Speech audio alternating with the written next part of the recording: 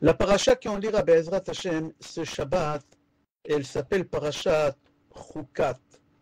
Chukat, ça veut dire chok. Chok, ça veut dire loi. La paracha, elle s'appelle loi. Il faut comprendre c'est quoi loi. Alors il faut savoir que la Torah, elle est divisée en trois groupes. Il y a chok, loi, il y a mishpat, c'est jugement, et il y a edut, il y a témoignage. Alors toute la Torah, elle est divisée, les lois, les commandements, ils sont divisés en trois parties. Il y a des lois, il y a des jugements et il y a des témoignages. Et on va expliquer c'est quoi loi, c'est quoi jugement et c'est quoi témoignage. La paracha qu'on va lire ce Shabbat, elle s'appelle loi. Pourquoi? Parce qu'il y a une loi de la vache rousse. C'est quoi loi? Loi, c'est quelque chose qui n'est pas logique, qui n'est pas compréhensible et tu ne poses pas de questions. Comme dans les civils, il y a une loi, on t'a demandé de ne pas faire ça, mais il n'y a pas de logique. On s'en fout, la loi, elle dit comme ça, tu dois respecter la loi.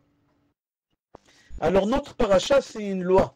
Il n'y a pas de logique, n'y pose pas de questions. On va essayer de comprendre qu'est-ce qui n'est pas logique dans cette loi de la vache rousse. Alors il y a chok, je répète, c'est un commandement sans logique et on ne pose pas de questions. Dans la Torah, il y a un groupe des commandements qu'on l'appelle mishpatim. C'est quoi mishpatim? C'est des jugements. Que quoi? Que la logique, elle comprend d'elle-même, elle n'a pas besoin d'explication. Par exemple, ne pas voler. Par exemple, ne pas tuer. Par exemple, honorer ses parents. C'est quelque chose qui est logique, que tu ne dois pas tuer. On n'a pas besoin de t'expliquer qu'on n'a pas le droit de tuer. Alors, comment on appelle ça? Jugement. Alors, loi, c'est quelque chose qui n'a pas de logique et tu n'as pas le droit de poser des questions, tu fais. Il y a jugement. C'est quoi jugement? C'est des commandements que tu peux les faire sans poser des questions parce que c'est logique, comme honorer les parents, etc., etc. Et il y a un troisième groupe des commandements dans la Torah qu'on appelle témoignage. C'est quoi témoignage? Quand tu fais la mitzvah, tu témoignes que. Tu témoignes que. Par exemple, quand tu fais Shabbat, tu témoignes qu'Hachem, il a créé le monde en 6 jours et il s'est reposé le Shabbat. Toi aussi, tu travailles 6 jours et tu te reposes le Shabbat. Par exemple, il y a la fête des Pessah. Quand tu fais Pessah et tu manges la matzah et il n'y a pas de chametz, tu témoignes qu'Hachem nous a fait sortir d'Égypte. Shavuot, c'est quoi? Tu témoignes qu'on a reçu la Torah au mont Sinaï. Alors on a trois groupes de commandements. On a loi, on a jugement et on a témoignage. Shabbat, c'est témoignage. D'accord? La paracha, elle traite aussi de la mort de Myriam et de son frère Aaron. Il y a deux personnes qui meurent dans la paracha. Les deux frères de Moshe Rabbeinu. Il faut remarquer que dans toute la Torah tout entière, chaque fois quand on parle de quelqu'un qui est mort, il n'y a pas la date précise. Il n'y a pas le jour, il n'y a pas le mois et il n'y a pas l'année. À part dans notre paracha, à Aaron, c'est marqué le jour, le premier jour du mois de Av, c'est-à-dire que c'était le premier jour, c'est Rosh Chodesh. Il est mort Rosh Chodesh Av. C'est marqué comme ça, je l'ai à l'intérieur dans la paracha.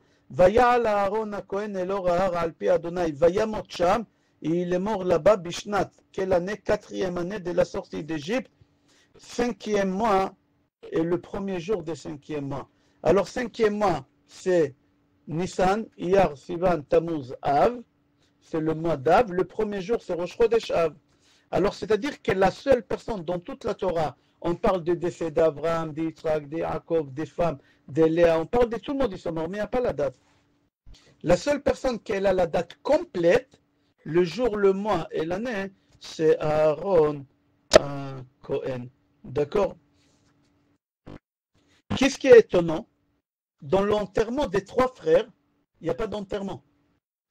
Remarquez qu'il n'y a pas d'enterrement. Les trois frères, Myriam, elle n'a pas d'enterrement. Aaron, il n'a pas d'enterrement. Et Moshe Rabbeinu, il n'a pas d'enterrement. Myriam, quand elle est morte, il n'avait pas de cortège, il n'avait personne. Qui l'a enterré, Myriam? Aaron, qui était Cohen. Un Cohen, il n'a pas le droit d'enterrer. Aaron, il était là, il tenait les pieds. Et son frère, il tenait la tête. Un, il tenait les pieds et l'autre, il tenait la tête. Il y a deux personnes qui l'ont enterré. C'est bizarre. Grâce à Myriam, on a eu de l'eau. Pendant 40 ans, on a eu de l'eau. Pendant 40 ans, on a eu de l'eau. Qu'est-ce qui se passe? Jean-Yves, tu as regardé la salle d'attente parce que Edmond, il n'arrête pas d'appeler. Ah oui, ça, ouais, j'ai oublié de mettre que d'accord. Là, c'est bon, c'est bon. Heureusement que j'ai réfléchi. Il n'arrête pas d'appeler, j'ai dit il y a un problème. Ok. Edmond? Mais oui, moi, je voulais pas de moi, Non, non, non. Non, j'ai compris pourquoi tu as appelé. C'est pas moi que je gère. C'est quelqu'un qui gère, je ne dirai pas le nom. Alors tout de suite, je lui ai dit, écoute, Edmond, il n'arrête pas d'appeler, il doit être bloqué. Mais je suis en salle d'attente, ça fait 10 minutes. Ok. Bon. Je répète. Et Edmond, tu n'étais pas là, j'ai expliqué que la Torah elle est divisée en 3 groupes de commandements, loi, jugement et témoignage. J'ai expliqué, j'avance. Qu'est-ce qui est étonnant? Dans la paracha, il y a 3 personnes qui meurent. C'est Myriam d'abord, après Aaron, et après Moshe Rabbeinu, et personne il a un enterrement. Myriam, quand elle est morte, la première, qui l'a enterrée? Il n'y a pas de cortège, il n'y a rien. Aaron, qui est Cohen, qui n'a pas le droit d'aller à un enterrement, il est parti enterrer sa sœur, il a attrapé le... Avec Moshe, n'est-ce pas? Ou juste Aaron? Attends, 2 secondes. Aaron, il a tenu les pieds. Moshe Rabbeinu, il a tenu la tête. Et c'est comme ça qu'ils ont enterré les deux. C'est-à-dire qui était à son enterrement? Moshe et Aaron. Personne n'est venu à son enterrement. Pardon, je me suis trompé. Il y a 4 personnes qui étaient à l'enterrement de Myriam. Il y a Moshe, Aaron et les 2 enfants d'Aaron à Cohen. Ils étaient 4. Mais comment ils ont tenu le cercueil? Aaron, il tenait les pieds et Moshe, il tenait la tête. Et les enfants d'Aaron, ils étaient là pour l'enterrement. D'accord? Aussi, dans l'enterrement d'Aaron à Cohen, personne n'était. Comment c'était l'enterrement d'Aaron à Cohen? C'était le Rosh Chodesh. Vous savez, à Rosh Chodesh, il y a beaucoup de sacrifices. Le Moussaf de Rosh Chodesh, il y a beaucoup de sacrifices. Aaron à Cohen, il a fait tous les sacrifices à 4 heures du matin.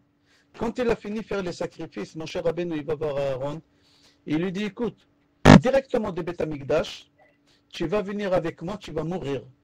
Tu vas mourir, c'est fini. Aaron, il était costaud, il était solide, il a fait des sacrifices, il tenait le bœuf, il tenait le taureau, il était en bonne santé. Mais c'est arrivé l'heure de mourir. Aaron, il n'a rien dit. Aaron, il ne lui a pas dit, laisse-moi 1 heure, 2 heures, je vais embrasser ma femme, elle est Sheva. Je vais dire au revoir à ma femme, je vais dire au revoir à mes enfants. Laisse-moi 5 minutes écrire un testament. Rien du tout. Rien du tout. Il était tellement fidèle qu'il a dit à Moshe, je te suis. Qui l'a enterré à Aaron? Moshe Rabbeinu et Lazar, le fils d'Aaron à Cohen. Qu'est-ce qui s'est passé là-bas? Le 1er jour de Rosh Chodesh, Av, ils ont monté à la montagne. Moshe Rabbeinu, il dit à Aaron, allonge-toi. Aaron, il s'allonge. Et Moshe Rabbeinu, il lui enlève le pantalon. Les habits spéciaux d'un Cohen. C'est pas n'importe quel pantalon. Il enlève et il y a une nuée qui vient de couvrir la partie de bas d'Aaron. Et il prend le pantalon et il le met au fils d'Aaron et Lazar. Après les nuées, il continue à monter jusqu'au cou. Et là, il lui a enlevé les 4 habits de Cohen. Et il a habillé qui? Le fils tout de suite. Après les nuées, il est monté jusqu'à haut de la... Il y a un micro. Est-ce que tu peux couper là-bas le micro, Coronel? Après les nuées, il est monté là. Il lui a enlevé le tzitz. Ici, le Cohen, il porte le tzitz. Et il l'a mis à son fils. Et là, le fils, il embrasse le père par la joue gauche. Mon cher Rabbeinu, il embrasse dans la joue droite. Ils ont rentré la tête dans la nuée. Et là, mon cher Rabbeinu dit à son frère, mon frère, qu'est-ce que tu vois? Il est mort maintenant, ça y est. Il dit, j'ai pas le droit de te dire. Une seule chose, j'ai envie de te dire. Dommage que je suis pas mort depuis longtemps. Le monde où on vit, c'est un monde... Là-bas, c'est beaucoup mieux. Comme ça, il a dit à Aaron, à son frère Moshe. Et c'est comme ça, c'est fini. Moshe, il descend avec Elazar. Il faut savoir, j'ouvre une parenthèse, Aaron, il a été aimé parmi tous les Juifs. Mais quand je dis aimé, c'est aimé à un niveau incompréhensible. Ils étaient fous d'Aaron, tout le peuple d'Israël. Ils ont aimé beaucoup parce qu'il faisait shlomba. Moshe et Lazare, quand ils descendent, tous les béné Israël, ils disent à Moshe Rabbeinu, il est où Aaron? Moshe Rabbeinu, il leur dit, il est mort. Ils ont dit, comment c'est possible, il est mort? Il était costaud. Il a fait des sacrifices. Toi, tu l'as tué avec son fils pour prendre sa place. Ils ont accusé, les Juifs, ils sont durs, Yahweh l'a dit, ils sont durs, ils ont accusé Moshe Rabbeinu qu'il a tué son frère à la 40e année. Tu rentres dans quelques mois en Israël. Non, toi tu l'as tué. Ils ont voulu tuer Moshe Rabbeinu. Moshe Rabbeinu, il a appelé Hachem. Et Hachem, il leur a montré virtuel il leur a montré le cercueil d'Aaron et qu'Aaron il est dedans, il est mort. Et là, ils ont fait l'enterrement d'Aaron, mais c'était un enterrement virtuel. Qui était dans l'enterrement? 80 enfants qui portaient le nom d'Aaron. Pardon, 80 000 enfants qui ont porté le nom d'Aaron. C'était qui les 80 000 enfants? C'est des couples qui étaient en instance de divorce. Et Aaron, il les a remis ensemble. Alors le soir, la femme elle est partie au milieu. Et elle est tombée enceinte, elle a eu un garçon. Par mérite, ils ont appelé l'enfant Aaron. Baruch Hashem, moi aussi, j'ai beaucoup des enfants qui s'appellent Raphaël. C'est des couples qui étaient la veille du divorce. J'ai réussi à les remettre ensemble. Il y a Saint-Brice, quelqu'un comme ça. Je devais être le sandak. Le beau-père, il a dit non, je m'en fous. Je dis, Bechavod, assis-toi. Même, on va l'appeler à ton nom. Je n'ai pas besoin en fin de compte, on l'a appelé au nom de l'autre. Alors, Aaron, à Mavdil, il avait 80 000 enfants. C'était ça l'enterrement d'Aaron. Alors, Myriam, elle n'a pas d'enterrement. Il y a 4 personnes. Moshe et Aaron et les 2 enfants d'Aaron. Aaron, il meurt. Il n'y a pas d'enterrement. C'est lui qui l'a enterré. C'est Moshe Rabbeinu. C'est bizarre. Aaron, il nous a ramené les nuées. Ils nous ont protégés, couvés pendant 40 ans. Des serpents, de toutes les mauvaises choses, des Amalek, etc. Myriam, elle nous a donné de l'eau. Sois reconnaissant. Quelqu'un t'a donné ça, donne-lui ça. Va à son enterrement. Non, personne n'y va à l'enterrement de Myriam. Moshe Rabbeinu meurt. Personne n'était à son enterrement. Hachem, il a dit à Moshe Rabbeinu, allez, monte à la montagne Har Nevo, et là-bas c'est moi qui je m'occupe de ton enterrement, et c'est Hachem qui l'a tué, mon cher Rabbeinu. Alors j'aimerais comprendre ma question, hein? Comment ça se fait que les 3 enfants d'Amram, ils n'ont pas d'enterrement? Ils n'ont pas d'enterrement, personne ne va à l'enterrement. Alors on sait quand Myriam elle est morte, mais ce n'est pas marqué dans la Torah. Aaron, c'est la seule personne dans toute la Torah qui s'est marqué le jour, le mois et l'année. Mon cher Rabbeinu non plus, c'est pas marqué quand, mais Chachamim il dit c'est le Seet Adar. Ce n'est pas marqué dans la Torah quand il est mort. Après la mort de Myriam, il s'est passé quelque chose. On va lire ça dans la paracha Be'ezrat Hashem, mais le cours il commence maintenant. Jusqu'à maintenant, c'était un apéritif. Le cours il commence maintenant. C'est marqué dans la paracha, après la mort de Myriam, et Aaron, à Kenaani, Melech Arad. Kenaani, c'est un peuple de la ville Arad. Ils ont entendu qu'Aaron il est mort. Alors si Aaron il est mort, qu'est-ce qui se passe? Il n'y a pas de protection, il n'y a pas de nuée. Les nuées, ils étaient là grâce à Aaron. Alors ils ne pouvaient pas nous faire du mal. Alors à Kenaani, quand ils ont entendu qu'Aaron il est mort, alors ils ont supposé que les nuées, ils sont partis. Ils avaient raison, les nuées, ils sont partis. Pas de protection, ils sont venus la guerre contre nous. Est-ce que quelqu'un peut me dire c'était qui le Kenaani? Kenaani, c'est les descendants de Noir. Alors écoutez une bombe atomique et on va apprendre quelque chose d'extraordinaire. Réveille-toi, écoute bien. En réalité, c'était qui le Kenaani? C'était pas le Kenaani. C'était Amalek. Amalek, il s'est déguisé avec les habits des Kenaani, il a appris la langue des Kenaani. Et quand ils sont venus faire la guerre contre nous, et les béné Israël, ils ont vu les Kenaani, tout de suite ils se sont mis à prier. Hachem, sauve-nous des Kenaani. Mais ce n'est pas les Kenaani, c'est Amalek. Regardez le goy à Amalek, comment il a la foi. Il croit que la prière d'un juif, elle marche. Amalek, il a dit, si je viens en tant qu'Amalek, les juifs, ils vont prier Hachem, Hachem, protège-moi d'Amalek. Et Hachem, il va les protéger. Moi, je ne veux pas qu'Hachem, il va les protéger contre moi. Moi, je vais me déguiser comme Kenaani. Eux, ils vont demander à Hachem, sauve-nous des Kenaani, mais pas d'Amalek. Et moi, je peux. Un goy, il croit à la tfila d'un juif.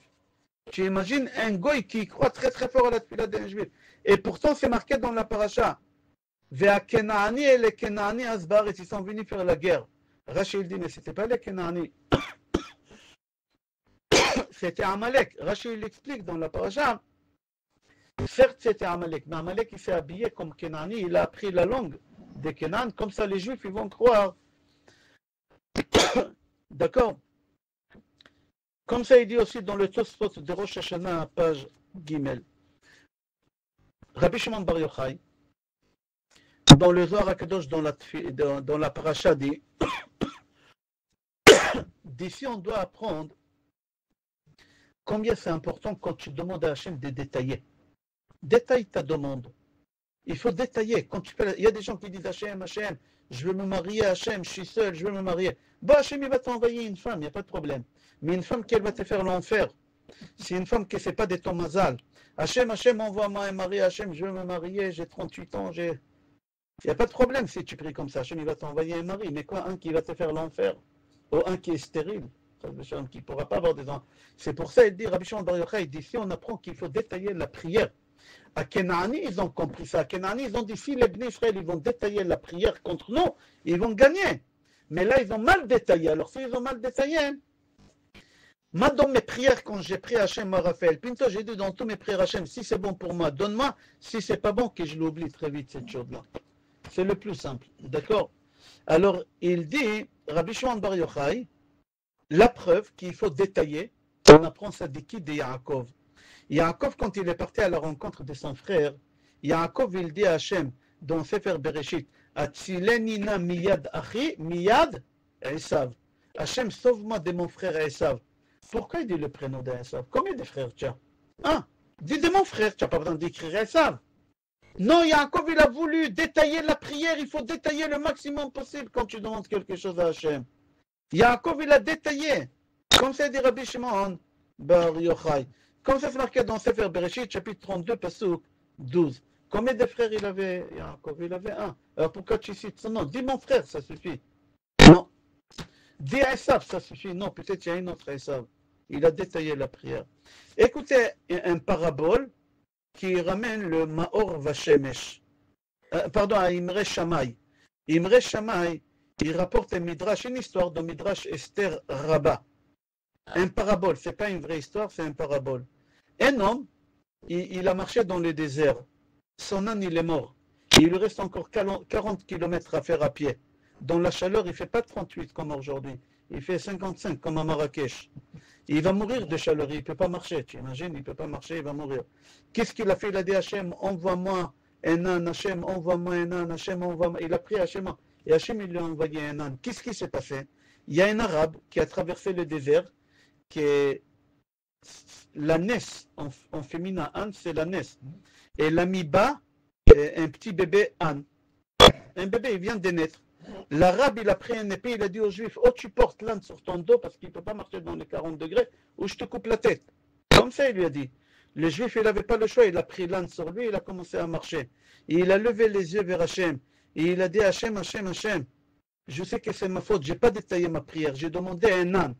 Mais je n'ai pas précisé que je vais m'asseoir dessus. Tu m'as envoyé un âne, mais c'est lui qui s'assoit sur moi. Quand tu demandes à Hachem quelque chose, détaille. Hachem, je vais acheter une maison, que ce soit avec un bon mazal, Be'ezrat Hachem, que ce soit si le voisinage, l'entourage, le rave de la synagogue, tout, demande, détaille. Pas Hachem, je vais acheter cet appartement. Peut-être qu'il y a des problèmes. Dans chaque chose, il faut détailler. D'où on apprend ça, dit Rabbi Shimon Bar Yochai, dans la paracha de cette semaine. Ou dans la paracha de cette semaine, que le Goy, Amalek, il a compris qu'à Kenaani, Béné Israël, ils vont prier d'être sauvés de lui, mais ce n'est pas lui. Nous, on est Amalek, ce n'est pas le même peuple, et c'est comme ça. Ok. Anyway, dans tous les cas, on va avancer. Regardez. Béné Israël, il prie Hachem, Hachem, sauve-nous des Kenaanim, sauve-nous des Kenaanim. Et Hachem, il les écoute. Hachem, il est gentil, même qu'ils ont des Kenaanim. Hachem, il les a sauvés d'Amalek, et Béné Israël, ils ont gagné la guerre contre Amalek. C'est marqué dans la paracha. Ils ont réussi à kidnapper une seule servante. Qui c'est cette servante d'après le Sod? Peut-être l'année prochaine, Be'ezrat Hachem, on va le développer, on ne va pas le développer dans ce cours-là. Maintenant, j'aimerais parler d'Amalek. Amalek, dès qu'il a une occasion de venir faire la guerre contre nous, il le fait jusqu'à la fin des temps. Même maintenant, l'Iran, c'est Amalek, l'Iran. L'Iran, ce n'est pas Ishmaël. Il faut savoir qu'Ishmaël, c'est les Arabes, c'est les musulmans, c'est Ishmaël, le fils d'Abraham. Eux, pas du tout. Il faut savoir que le Liban, c'est pas musulman. C'est un pays chrétien, le Liban. L'Iran, c'est un pays chrétien. La France, bientôt, c'est un pays chrétien. Bientôt, il va devenir musulman. Comme ça. Iran, c'était comme la France. Et bientôt, très très vite, ça va être comme ça, Be'ezrat Hachem, Inch'Allah. Tu vas voir. Et Londres, l'Angleterre, déjà, il y a 52 villes en Angleterre que le maire de la ville, c'est un musulman religieux orthodoxe. Il y a une ville qui ont demandé de faire la charia. 98% des musulmans, une grande ville en Angleterre. C'est pas loin l'Angleterre, hein? Il faut traverser la Manche. Et c'est pas peine d'aller aussi loin, va en Belgique. Ok. Il faut savoir qu'Amalek, toujours, Dès qu'il a une occasion de venir nous exterminer, il va venir nous exterminer. D'accord? Il faut savoir que jusqu'à la fin des temps, ça va être comme ça. Dans la Torah, il y a 3 fois, c'est rapporté qu'Amalek est venu faire la guerre. Et on va les développer les 3 fois. Et parmi les 3 fois, c'est la paracha de cette semaine. La première fois, c'est dans Parashat Beshalach, dans le chapitre 17. C'est marqué là-bas, Vayavo Amalek Vailachem im Bnei Israël berfidim. Quand on est sorti d'Égypte, Amalek il est venu vers nous à la sortie d'Égypte, vite, pour nous faire la guerre. Il a fait 1600 km. Tu sais c'est quoi ça? Aujourd'hui, 1600 km, c'est beaucoup. Tu réfléchis 2 fois avant d'aller te venger à quelqu'un à 1600 km. 2 fois tu réfléchis. Aujourd'hui, avec la voiture, avec les avions, avec les TGV, eux, ils sont venus à pied 1600 km. Ça leur a pris 5 mois pour venir. C'est quoi cette haine? Pourquoi il y a cette chose-là? C'est rapporté dans nos sages qu'Amalek, il est en train d'accomplir les testaments que sa grand-mère lui a donnés, qu'elle s'appelait Timna. Timna, c'est une femme non juive, qu'elle a voulu se convertir au judaïsme. Elle est partie voir Abraham Avinu, il a dit à Abraham Avinu, je vais me convertir. Abraham Avinu, il n'a pas voulu la convertir. Pourquoi? Parce qu'Abraham, il savait que le papa de Timna, il a eu des rôles. Elle n'est pas cachère, cette fille-là. Elle n'est pas cachère, en 2 mots. Elle est considérée comme bâtard. Alors Abraham, il n'a pas voulu la vexer, il a dit non, non. Qu'est-ce qu'elle a fait? Elle est partie voir Yitzhak. Il a dit Yitzhak, convertis-moi. Yitzhak, il n'a pas voulu. Quand elle a vu qu'elle ne peut pas rentrer dans le judaïsme par la petite porte, elle a décidé de rentrer par la grande porte, elle a décidé de rentrer par la petite porte. Comment? Elle a dit je vais me marier avec Esav. Alors Timna, c'était la femme d'Esav. Alors écoutez, Timna et Esav, ils sont mariés, ils ont des enfants ensemble. Esav, il va voir son fils Elipaz. Et il dit à Elipaz, je t'en prie, mon frère, il a volé les droits d'aînesse. Va le tuer. Elipaz, il lui a dit d'accord. Il faut savoir qu'Elipaz, il faisait l'honneur des parents énorme. Il a appris ça de son père. C'est lui qui a fait le plus d'honneur à ses parents, c'est Esav. Elipaz aussi, il a honoré son père, Esav. Elipaz. Alors Elipaz, il dit à son père, bon, je vais aller le tuer, Yaakov. Mais sur la route, lui, il réfléchit. Il réfléchit. Il dit non, je ne vais pas le tuer, c'est mon rave. Il a respecté Yaakov. Mais d'un autre côté, il veut respecter la parole de son père. Alors qu'est-ce qu'il fait? Il faut tuer, il ne faut pas tuer. Qu'est-ce qu'on fait dans ce cas-là? Il a eu une idée. Et il n'a pas eu une idée, pardon. Il est parti chez Yaakov. Il a dit à Yaakov, je suis venu te tuer parce que mon père, il m'a dit, mais je ne veux pas te tuer. Mais j'aimerais respecter la parole de mon père. Qu'est-ce que tu me conseilles de faire? Il a dit, prends tout mon argent. Et un pauvre, il est considéré comme mort. C'est comme si tu m'as tué. Il a tout pris à Yaakov, il ne lui a rien laissé. Il est retourné, il a dit à son père, papa, j'ai tué Yaakov. Est-ce qu'il a tué en vrai? D'après la Torah, oui, mais en réalité, il n'a pas tué. Et Esav, il a appris ça. Et Esav, quand il a vu qu'Elipaz, il n'a pas tué, qu'est-ce qu'il est parti? Il est parti voir. Il est parti voir. Pardon, 2 secondes. Pardon.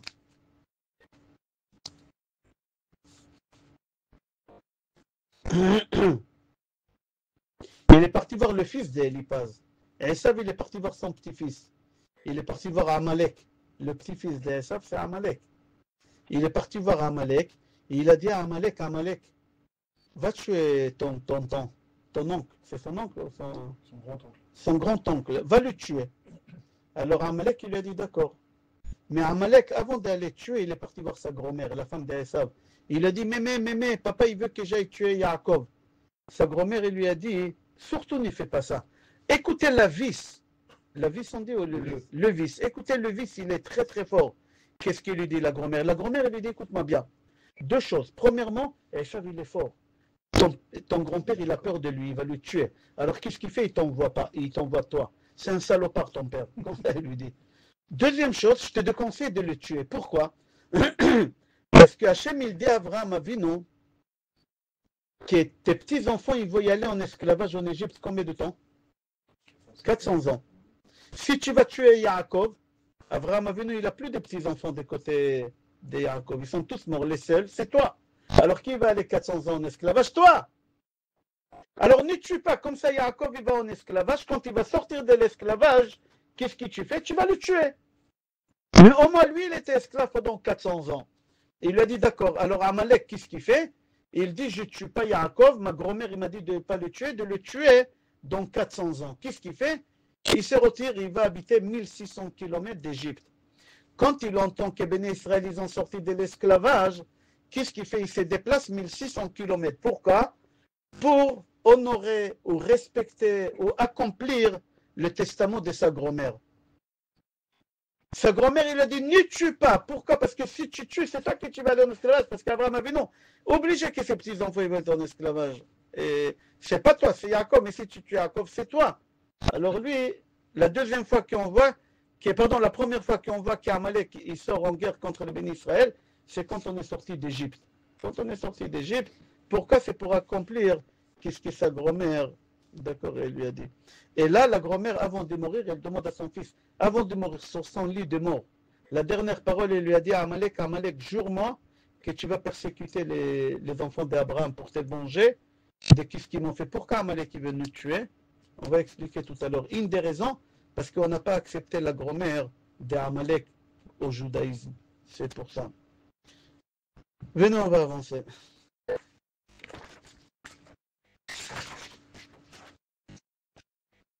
La deuxième fois qu'Amalek sort en guerre contre nous, c'est dans Parashat Shelach Lecha. Il y a 3 semaines. Il y a 3 Shabbatot, c'était Parashat Shelach Lecha. Il y a 3 semaines, à la fin de la Parasha, c'est marqué là-bas que les explorateurs ils rentrent dans le désert et après qu'ils étaient 40 jours en Israël, ils disent à Moshe Rabbeinu, à tous les peuples, c'est un pays qui mange, il dévore ses habitants, il n'y a que des morts là-bas, et la terre elle est bizarre, il y a des fruits géants, regardez, on a ramené avec nous des fruits. Et ils ont dit des choses horribles, c'est des géants, on ne pourra pas les gagner, les villes ils sont entourées des murailles solides. Ils ont parlé du mal. Qu'est-ce qu'il a dit Hachem, c'est quoi la punition? 2 punitions, on a expliqué il y a 3 semaines. La première punition, vous allez tous mourir dans le désert. Ils sont tous morts, les hommes, pas les femmes. Aucune femme elle est morte dans le désert à part Myriam.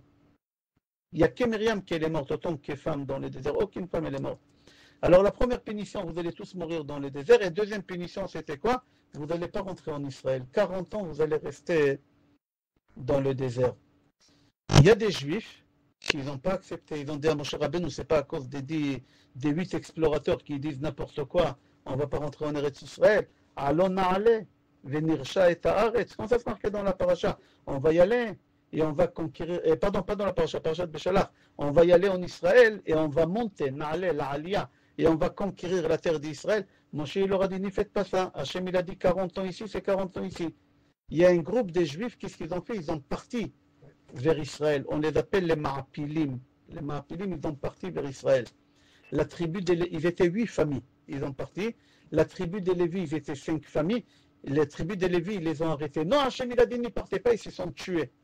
C'est pour ça qu'il n'y a pas beaucoup de Lévis. Remarquez, beaucoup des synagogues. Nous, on n'a pas de Lévis chez toi dans ta synagogue. Il n'y a pas. Nous aussi, on n'a pas de Lévis ici. Il n'y a pas beaucoup de Lévis. Ils se sont tués là-bas pendant cette guerre-là. Pourquoi? Ils leur ont dit, n'y partez pas, n'y partez pas. Les Lévim, ils ont perdu la guerre et les familles, ils ont monté. Quand ils ont monté vers Israël, qui les a attendus en haut de la montagne? Amalek. Amalek, c'est dans Parashat Shelach Lecha, c'est marqué. Et là, Amalek, il les a tous tués. Tu as froid? Moi aussi. Baisse, moi aussi, j'ai froid. Tu les mets à... que la ligne noire, elle va être au même niveau que l'autre noire. Je l'ai mis à 13, 14, c'est pour ça qu'il fait froid. Merci, oui, tu touches le front, il est gelé. Ah, il est gelé. Ok. Khazak, merci. Alors, qu'est-ce qui se passe? Alors, ce groupe de 8 familles, ils ont parti vers Israël, mais qu'est-ce qui les a attendus là-bas? L'autre côté de la montagne, Amalek, et Amalek, il les a exterminés. C'est-à-dire, c'est la deuxième fois qu'Amalek qui tue. Et j'aimerais savoir pourquoi Hachem il a mis un axiome. Tu sais, Fabrice, c'est quoi un axiome? C'est quoi un axiome? Tu n'es pas à l'école, moi non plus, je n'étais pas à l'école. Non, action, je n'en sais pas. Pas le magasin Action. Action. On ne peut pas remettre en question. Voilà, c'est ça. C'est quelque chose qu'on ne peut pas remettre en question. Hachem, il a mis un axiome dans le monde. C'est comme ça. C'est comme ça. Comme d'abord, il y a la nuit et après le jour, tu ne peux pas changer. Comme ça aussi, Hachem, il a mis qu'Amalek, toujours, il voudra exterminer les Juifs. On ne peut pas changer ça, c'est comme ça. Jamais on n'aura la paix avec personne. David Amelech, il dit dans Tehillim 29, Ani shachanti imo ale Kedar. Moi, j'ai habité avec les Arabes. Kedar, c'est le fils d'Ishmaël. Ani shachanti imo ale Ani shalom adaber, hema la milchama. Je leur dis, venez, on fait la... Non, jamais on n'aura la paix avec. Personne. C'est pour ça. Il n'aura pas. Jamais, ni les accords d'Abraham, ni les accords de personne. Alors, j'aimerais comprendre pourquoi Hachem il a fait ça. Alors, il y a une règle dans cet axiome. Hachem il dit aux Juifs, tant que vous êtes élevés dans la spiritualité, Amalek il va vous laisser tranquille. Dès que vous baissez dans la spiritualité, c'est Amalek qui va monter sur vous. Il va vous tuer. D'accord? Là, eux, ils n'ont pas voulu écouter Hachem. Hachem il leur a dit 40 ans dans le désert. Ils ne veulent pas écouter Hachem. Alors ils vont vers Amalek. Amalek il extermine. Quand est-ce qu'on a la guerre en Israël? Quand on tape sur les rabbins, quand on tape sur les Bachouri Yeshivot, quand on tape sur les religieux, comme ça Hachem il l'a mis. Alors venez, on va essayer de comprendre qu'est-ce qui s'est passé dans notre paracha. J'ai dit que 3 fois dans la Torah, Amalek il est venu en guerre. Une fois dans Parashat Beshalach, une fois dans Parashat Shelach, et la troisième et la dernière fois dans la Torah, c'est dans la paracha de cette semaine, et j'aimerais comprendre qu'est-ce qui s'est passé. Quel péché on a fait? Est-ce que quelqu'un peut me dire quel péché on a fait ici dans la paracha qu'Amalek il est venu? J'ai dit chaque fois quand on baisse, Amalek il vient. Amalek il est venu dans la paracha nous faire la guerre. On s'est baissé, on dit de quoi? Spirituellement, dans quoi? Dans quoi? Quand? Ça c'était dans parachat Shlach. Écoutez. Parce qu'au pouvoir de Akadosh Baruch Hu, on a plus cru en nos efforts pour combattre les ennemis. Venez, on va voir. Venez, on va voir. C'est pas loin. Venez, on va voir. C'est pas ça, je vous passez des classes. C'est Sarah? Sarah? Oui, c'est moi. Sarah, Shara, sur sa mère, Sarah. Alors venez, on va voir qu'est-ce qu'il dit le Yerushalmi dans Gemara Sota, chapitre 1. Que pendant les 40 ans dans le désert, c'est dans la paracha de cette semaine, on va comprendre le péché que les bénis Israël ils ont fait, qu'Amalek il a eu le droit de venir nous exterminer dans la paracha. Dans les autres parachutes, j'ai expliqué. Il faut savoir qu'on avait les nuées qui nous ont couvés, on dit en français. Ils nous ont couvés, ils nous ont protégés. On avait 6 nuées, un devant, un derrière, un en bas qui redressaient, à droite et à gauche, des bêtes sauvages, et en de la tête de la pluie et de chaleur. Pendant 40 ans, ils nous ont couvés. Grâce à qui? Grâce à Aaron. Grâce à Aaron. Pendant 40 ans, c'était comme ça. Aaron, il est mort. Les nuées, ils ont disparu. Quand les nuées, ils ont disparu, Béné Israël, ils ont souffert énormément. Ils ont souffert. Il y a là-bas, regardez combien on souffre aujourd'hui. Hier, on avait combien? 39, 38, 39. Regardez combien les gens souffrent. Les gens, ils souffrent. Eux, Béné Israël, ils étaient dans le désert, c'était 80 ou 70 degrés de chaleur. Ils ont souffert beaucoup. Les pieds, ils ont gonflé. Ils n'avaient plus les nuées en bas aussi. Les pieds, ils ont gonflé. D'accord? Les nuées, ils sont revenus grâce à Moshe Rabbeinu. Mais le temps qu'ils reviennent, ils ont resté comme ça. Avant que les nuées, il est revenu, il y a des familles qui ont voulu repartir en Égypte. En Égypte. Ils ont voulu partir en Égypte. Et mon cher Rabbeinu, il leur a dit non, restez ici. Naale Rosh venashuva Mitzraïma. On retourne en Égypte. Chaque fois qu'on s'est marqué Rosh, c'est l'idolâtrie. Ils ont voulu partir en Israël. Alors ils ont dit à mon cher, en Égypte. Alors eux, ils disent à mon cher Rabbeinu, non, on aimerait retourner en Égypte. Pourquoi? Il n'y a pas de pain. Il n'y a pas d'eau. Le pain qu'on mange, bon d'accord, il y a du pain, mais le pain qu'on mange, ça fait 39 ans que, c'était la 39e année, ça fait 39 ans qu'on mange ça et on n'y va pas aux toilettes. Un homme qui ne va pas aux toilettes, c'est dangereux. Et nous, ça fait 39 ans qu'on n'est pas parti aux toilettes. Mon cher Rabbeinu, il leur dit, mais je ne comprends pas, 39 ans, tu t'es pas réveillé, tu t'es réveillé à la 40e année, maintenant que ça va s'exploser dans ton ventre, mais tu es fou ou quoi? Non, ils ont cherché la zizanie, ils ont cherché à la dispute. Et Hachem, il n'aime pas la dispute. Alors on s'est abaissé des côtés des disputes. Et on a cherché. Mon cher Rabbeinu leur dit, qu'est-ce qui vous plaignez de l'eau? Vous avez le puits. Vous savez combien de personnes on était pour boire de ces puits-là? On était 5 millions des personnes. Le compte est simple. On est sorti d'Israël 5 millions, pas 600 000. Quand on dit 600 000, c'est des hommes de 20 à 50. Mais ces hommes-là, ils avaient des femmes. La polygamie, elle n'était pas interdite. Ils avaient 5, 6 femmes. chacun. Alors, 600 000 multiplié déjà par une femme, ça te fait 1,2 million déjà. Imagine combien de femmes ils avaient. On va dire encore 1 million, ça te fait 2,2 millions. Sur ça, il y en avait des enfants de 0 à 20, et il y en avait des personnes de 50 à l'infini. Les femmes, ils ne mourraient pas là-bas. On était 5 millions quand on est sorti d'Égypte. Et on était 70 millions de têtes de vaches pour porter toute la richesse. 70 millions de têtes de...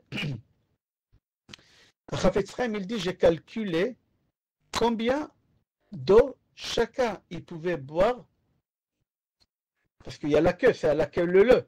C'est combien un robinet, chacun il fait la queue, il remplit son verre, ça prend 30 secondes. Mais multiplié par 70 millions de vaches, multiplié par 50 millions, il a dit, c'est une fois tous les 100 ans, les gens ils buvaient un gobelet d'eau. Le calcul il est simple, vous êtes d'accord, oui ou non? Alors mon cher Rabbeinu, il leur a dit, mais vous avez de l'eau de puits? Ah, tu vas dire qu'on buvait une fois tous les 100 ans, c'est pas vrai. Pourquoi? Comment on buvait de l'eau de puits? C'est marqué à la fin de la paracha, il y a encore un chant que Béné Israël ils ont chanté, mais Moshe il n'a pas chanté. Vayachar Israël et Ashira. Vayomer Ali Ali Be'er. Béné Israël ils ont chanté. Comme Av Yashir Moshe ou Béné Israël. Moshe il a chanté. Ici c'est marqué que Béné Israël ils ont chanté à la fin de la paracha. Pourquoi? Qu'est-ce qui s'est passé là-bas?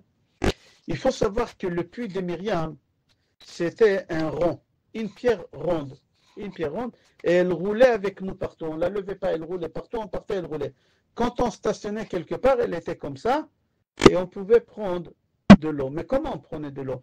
Alors chaque fois quand on stationnait, il y a les 12 chefs des tribus qui venaient avec leur bâton, ils tiraient un trait comme ça, tiraient comme ça un trait, jusqu'à où il y a tout le camp de la tribu de Réhouven, Shimon, Lévi, Issachar. C'est-à-dire en réalité on avait 12 fleuves énormes de l'eau qui sortait pour chaque tribu, chaque chef de tribu. C'est-à-dire qu'une femme de la tribu de Gad, elle voulait voir sa tante de la tribu de Réhouven, elle prenait une barque pour traverser, c'était des fleuves. Alors ne me dis pas que tu ne bois pas de l'eau, qu'est-ce que tu te plains qu'il n'y a pas d'eau? On ne buvait pas là que le comme il dit à Chafetz Chaim. Chafetz Chaim, il dit c'est pas possible de boire de l'eau comme ça. C'est obligé que quoi? Que les chefs des tribus ils tiraient des traits comme ça avec leurs bâtons et il y a des fleuves qui sortaient. C'est comme ça que les gens ils avaient en abondance. Alors se plaindre pour rien, dire j'ai pas de parnassa, tu m'as donné une femme méchante, tu m'as pas donné de mari, tu m'as pas donné des femmes. Chacun avec qui ce qu'il vient. Hachem il n'aime pas ça. Hachem il n'aime pas ça. Hachem il n'a pas aimé que Bnei Israël ils se sont plaints. Et en plus sur des choses qui... C'est ça le péché qu'ils ont fait. Hachem il a envoyé sur eux quoi? Hachem il a envoyé sur eux les Amalekim. Voilà la faute qu'ils ont fait dans la paracha. C'est-à-dire que... Attendez, avant qu'on avance, qui est mort dans le désert? Tous les vieux. Tous les vieux. Tous ceux qui étaient là-bas. C'est-à-dire toutes les personnes qui sont rentrées en Eretz Israël, c'était une nouvelle génération. Je parle des hommes, une nouvelle génération. D'accord? Et là, c'était à quelle année? 39e année. C'est-à-dire que toute la nouvelle génération, c'était des nouveaux, ce n'était pas des anciens. Depuis bébés, ils ont vu que des miracles. Dis-moi, toute ta vie, tu vois que des miracles et tu te plains. Tu es fou ou quoi? Ça énerve encore beaucoup plus. Ça énerve encore beaucoup plus. Et là, Kadosh Baruch Hu, il n'a pas supporté cette chose-là.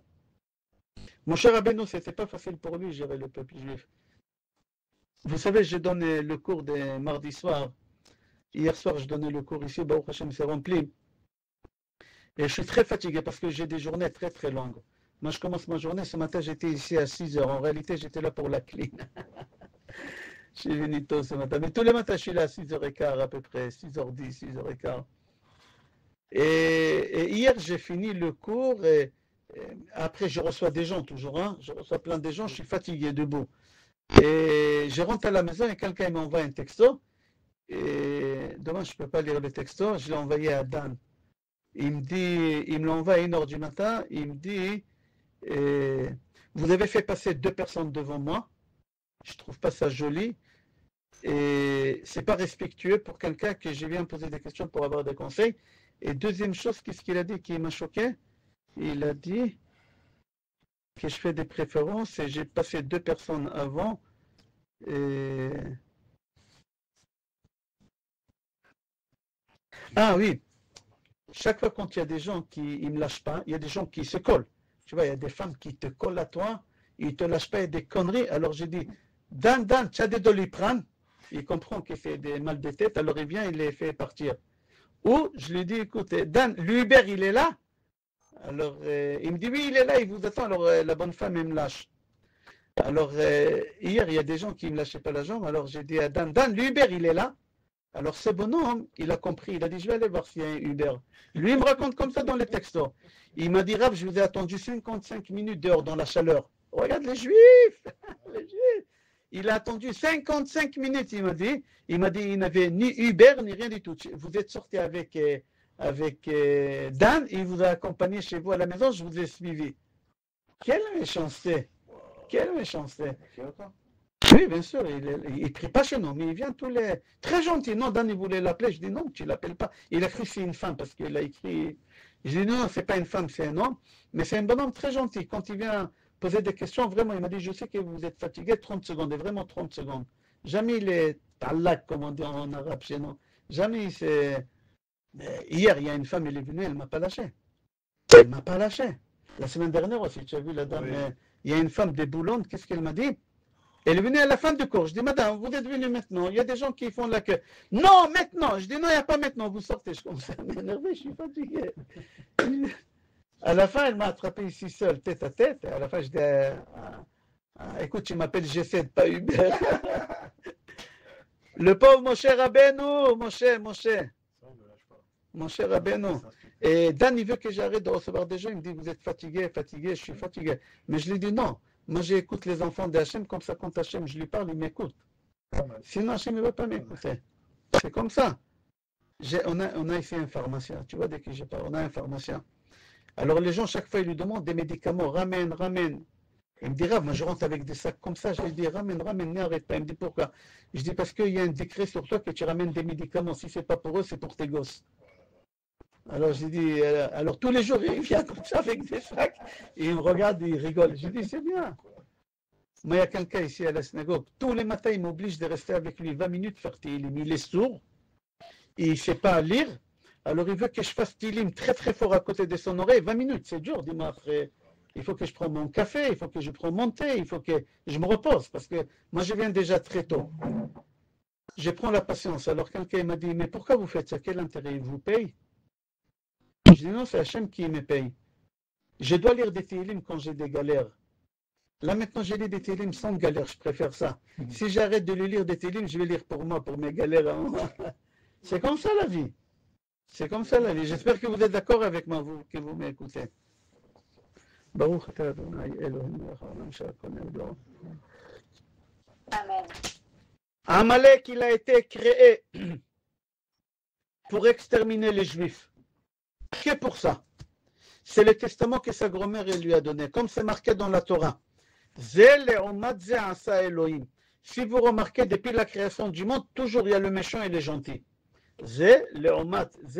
Face à l'autre, le gentil et le méchant. Il y a Caïn et Abel. Abel, c'est le gentil, il y a Caïn, il vient, il le tue. Dans tous les il y a Abraham, après il y a Nimrod. Le méchant, c'est pas toujours Amalek. Non, quand j'ai dit méchant. Pourquoi?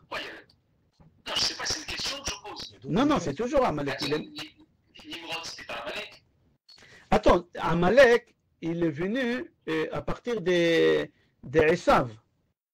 Parce que c'est le petit-fils d'Esav. Mais avant lui, depuis la création du monde, toujours, il y a le mal, je n'ai pas voulu dire à Kadosh Baruch Hu Shalom avec le côté de mal aussi, on appelle ça le kishouf, on appelle ça, je n'ai pas voulu commencer par là. Depuis toujours, il y avait Adam et le serpent, Adam et Chava, mais il y avait le serpent qui lui a pris sa femme. Il y a Caïn, depuis toujours, c'était comme ça. Dans toutes les générations, il y a le méchant et le gentil. Abraham, il y a Nimrod qui a essayé d'exterminer Abraham, il y a Yitzhak, et en face de lui, il y a Ishmaël, il y a Yaakov. J'ai compris ça. Ça, tu l'as dit plusieurs fois. Le monde, il tient sur ça, il tient à la fois sur les forces du bien et les forces du mal. Mais est-ce que les forces du mal, c'est toujours systématiquement Amalek? Ou est-ce qu'il y a d'autres choses que Amalek? Pour nous exterminer, c'est Amalek. Même s'ils ont gagné à cette époque-là la guerre contre Amalek. Jamais. Qui, Ben Israël? Oui, il renaît de ses cendres. C'est ça, Hachem, il a créé pour ça. Hachem, il a... Akadosh Baruch Hu, il a créé Amalek pour ça, Zé le Omad Zé Asa Hachem, comme on a expliqué. D'où on sait qu'Amalek, il est tout le temps là? Parce qu'il y a deux personnes au monde qu'on les appelle Réchit. Vous savez à qui on appelle Réchit? Qu'il y a des personnes puissantes. Et Hachem, il aime celui qui s'appelle Réchit. Qui s'appelle Réchit? Nous, les Béné Israël. Bereshit bara Elohim, Bereshit, Rashi, il dit, Aolam nivra bishvil Réchit. Le monde, il a été créé pour le peuple qui s'appelle Réchit. Nous, on s'appelle Réchit. Il y a un autre peuple qui s'appelle Réchit. Amalek. Comme ça, c'est marqué qu'Amalek, c'est marqué dans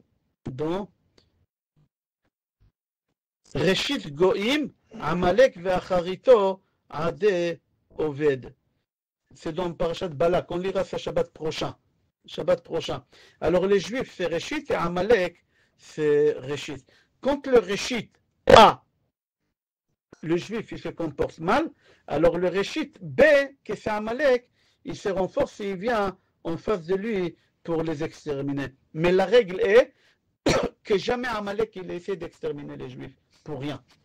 Toujours il y a une raison. Toujours. Et j'ai ramené des raisons. Depuis le début du cours, j'ai ramené des raisons. Chaque fois quand Amalek est venu, parce qu'il avait une raison. C'est quoi la raison? Que nous, on s'est affaibli dans la Kedusha. On s'est affaibli dans la Kedusha. D'accord? Là, dans la paracha, Béné Israël, ils ont dit, il n'y a pas de pain et il n'y a pas d'eau. Quoi, il n'y a pas de pain, il n'y a pas d'eau? Il y a le pain, il y a la manne, il y a de l'eau.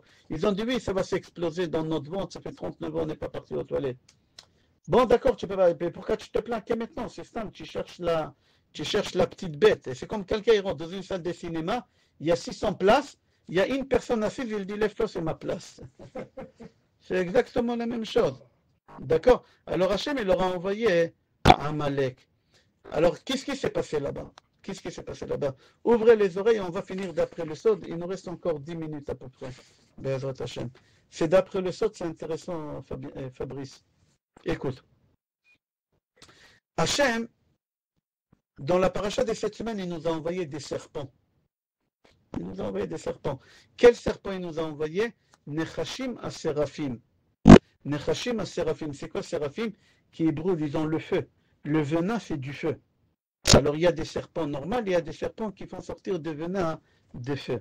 Pourquoi Hachem il a envoyé des serpents qui ont du feu? Quelqu'un peut me dire pourquoi? Pourquoi des serpents qui ont des venins de feu? C'est logique. Alors Sarah? Léa? Cachériser quoi? Pour moi, les serpents, c'est les nachash, c'est le mauvais, c'est les Sahara. Pourquoi le nachash et pourquoi le nachash qu'il a le feu? Alors je vais expliquer.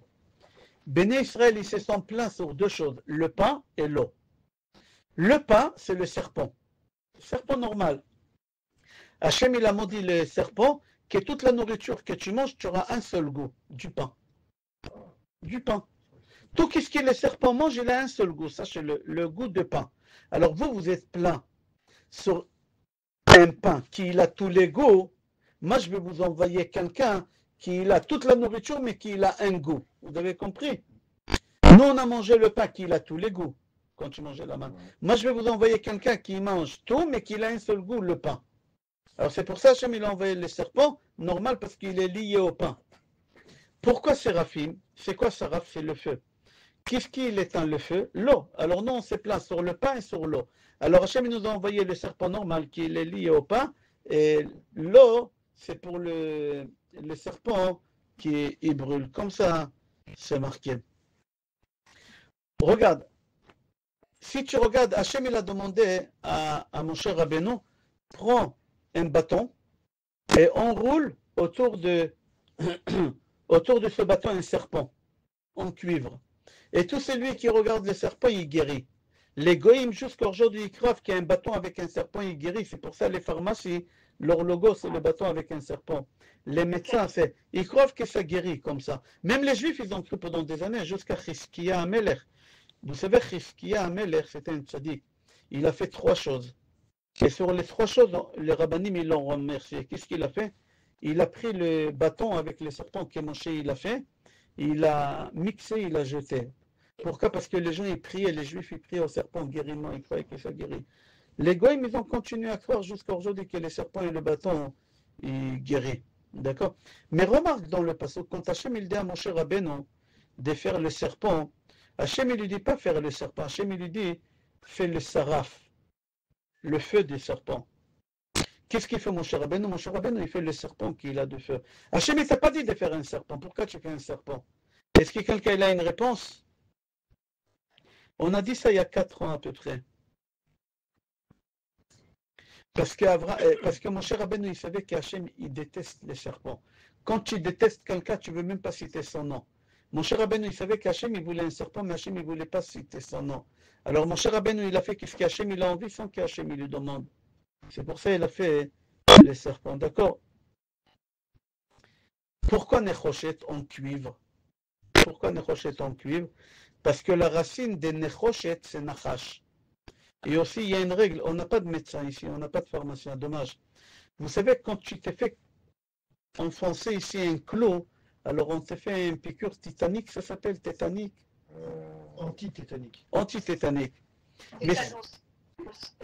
Tétanos. Maintenant, si tu t'es fait rentrer de cuivre dans ta main, avec quoi on te pique? Demande à des médecins. On te pique avec un médicament contre la morsure d'un serpent. Pourquoi? Parce que le poison qu'il y a dans la bronze, c'est le même poison que le serpent a. Pourquoi? Parce que la racine des Nechoshet, c'est Nachash. Alors Moshe Rabbeinu, il a fait le serpent en cuivre. Pourquoi? C'est parce que c'est la même racine. On va avancer. C'est marqué dans Shulchan Aruch. Tout celui qui fait la Hamida, il ne se prosterne pas à Modim. Il faut se prosterner jusqu'à ce que ta colonne vertébrale, les os, ils se détachent. Et quand tu fais Alenu le Sheber, tu dis Anachnu Korem Mishtachavim, il faut se prosterner. Et tout celui qui ne se prosterne pas, qu'est-ce qui lui arrive? Ça se transforme en Nachash. 70. Dans le kéver, la colonne vertébrale, elle se transforme en serpent. Oui. Dans la tombe, 70 ans après que la personne elle meurt, la colonne vertébrale elle se transforme en serpent et elle quitte la tombe. Et la tête des serpents, c'est un os loose et tu ne peux pas ressusciter si tu n'as pas. Et pourquoi pour se prosterner serpent? Pourquoi c'est pas autre chose? Il y a une chenille, vers de terre aussi, la même chose que la colonne vertébrale. Pourquoi le serpent? Parce que la première personne qui a conseillé à quelqu'un de ne pas se prosterner devant Hachem, c'est le serpent. Le serpent, il a dit à Adam Arishon, n'écoute pas Hachem, n'est pas écouter, c'est-à-dire n'est pas prosterner, n'est pas se mettre à l'ordre de l'autre. Hachem, il t'a donné un ordre de ne pas manger. Alors, puisque lui, il a dit ne pas se prosterner, et toi, tu ne te prosternes pas, alors tu vas devenir serpent. Ta colonne vertébrale, elle va devenir serpent. Maintenant, il y a une Mishnah qui elle dit qu'à Yerushalayim, on avait 10 miracles. Parmi les 10 miracles, c'est marqué dans la Mishnah, jamais on a trouvé un serpent à Yerushalayim. Il y a pas de... Normalement, Yerushalayim, elle doit être bourrée de serpents. Pourquoi? Parce que Yerushalayim, elle est entourée des montagnes. Et les serpents, ils sont dans les montagnes. Mais jamais tu vas trouver un serpent à Yerushalayim. Même aujourd'hui. Quelqu'un peut me dire pourquoi il n'y a pas de serpents à Yerushalayim? Je donne 1000 € à celui qui trouve la réponse. J'ai pas peur, Léa, tu me fais pas peur. Tu me fais pas peur. Peut-être parce qu'à Yerushalayim, il n'y a pas de doute. Il n'y a pas de doute? Il n'y a pas de doute. Pourquoi il n'y a pas de doute? Il n'y a pas de safek. Pourquoi il n'y a pas de safek? Parce qu'on est près de la Gdoucha, près de la Kalashbo. Jusqu'à aujourd'hui, il n'y a pas la Gdoucha là-bas. La Gdoucha, elle est partie. Et jusqu'à aujourd'hui, il n'y a pas de serpent à Yerushalayim. Parce que qu'est-ce que... Ça n'a pas avec le Beth Amikdash parce qu'ils ont été créés là-bas? Non, oui, j'ai eu peur, elle m'a fait peur, celle-là. Non, j'ai rien dit. Tfou. Alors, c'est pas ça. C'est dingue parce qu'à Yerushalayim, quand même, on sent une atmosphère différente que dans les autres villes. Non, parce que c'est marqué, je vais dire avant que quelqu'un va me lâcher la réponse. Parce que c'est marqué dans la Torah, Shalosh Pe'amim Bashana Na'ale Venishtachave Lefanecha. 3 fois par an, tu dois aller à Yerushalayim te prosterner devant Hachem. Alors, puisqu'à Yerushalayim, on se prosterne, alors il n'y a pas de serpent là-bas. D'accord? Puisque c'est marqué dans la Torah, que les 3 faits, tu dois aller te prosterner. Alors, c'est lui qui se prosterne, il n'y a pas de serpent, sa colonne vertébrale. Et il n'y a pas dans la ville des serpents, etc.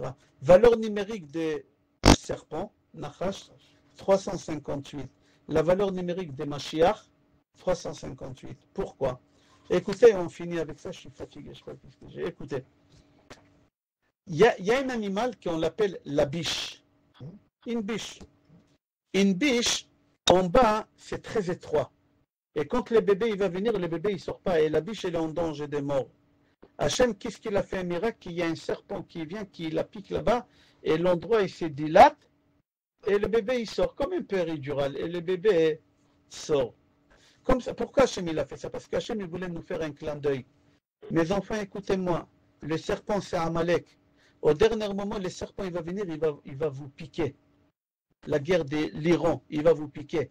Et là, ça va se dilater et le Mashiach il va sortir et il va se dévoiler. Pendant des années, on a dit le Mashiach il arrive, il n'est pas loin, on éveille des Shabbat. Dans quelques heures, Shabbat il rentre, le Mashiach il est là. Il est derrière la porte, il est en train d'ouvrir le poignet de la porte. Aujourd'hui, en 2025, le Mashiach il est là. Il est là. Il manque une seule chose. C'est pas une bracha, c'est une réalité. Il est là, quoi qu'il vienne, il est là. Il n'a pas où venir. Il faut qu'il se dévoile. C'est tout ce qu'il reste à se dévoiler. Qui c'est le Mashiach? Personne ne sait qui. Même lui, il ne sait pas qui c'est le Mashiach. C'est-à-dire que la piqûre des serpents qu'on a eue, c'est maintenant l'endroit est en train de se dilater pour que le Mashiach il va se dévoiler. Qui c'est le Mashiach? Personne ne sait. C'est possible, c'est toi, c'est possible, c'est toi. Et le Mashiach, quand il va se dévoiler, Akadosh Baruch Hu va lui donner la chokma et il va faire tout ce qu'il faut faire. Voilà, Rabotai. J'espère que vous avez aimé. Dites-moi si vous avez des questions.